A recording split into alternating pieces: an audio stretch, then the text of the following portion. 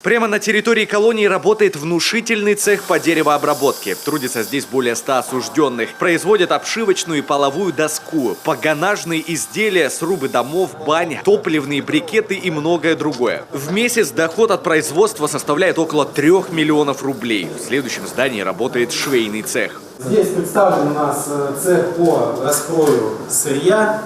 Отсюда сырье уже поступает у нас непосредственно на изготовление.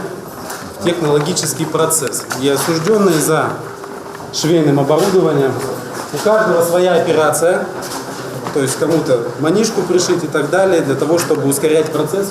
Здесь работает около 50 заключенных. Шьют школьную форму, одежду для медперсонала, форму для сотрудников СИН, полиции, МЧС. Руководство колонии рассказало, на стадии заключения находится 3 контракта на пошив спецкостюмов, а это почти 1 миллион рублей. Еще одно производство по регенерации нетканного волокна. В процессе производства образуется отход в виде вот такой обрези, когда торцуются рулоны линолеума.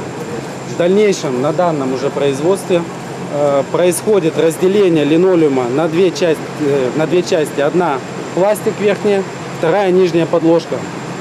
Вот. Из подложки изготавливается регенерированное волокно.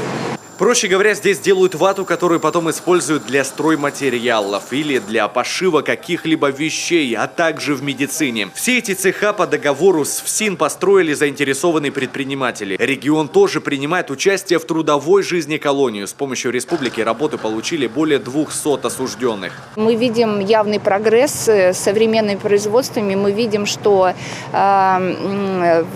деньги, так скажем, из программы, они направляются на реальные, так скажем, дела.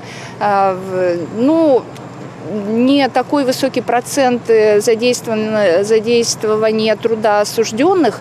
Это тоже задача, так скажем, которые стоят перед руководителями учреждений. Трудовая адаптация заключенных действительно очень ценная практика. Она дает возможность осужденным заработать деньги и получить необходимые навыки, которые обязательно понадобятся им после освобождения. Хотелось для себя познать в области лесной промышленности. То есть хотелось бы в дальнейшем по освобождению трудоустроиться. Для этого решил трудоустроиться и познать лесопромышленную деятельность.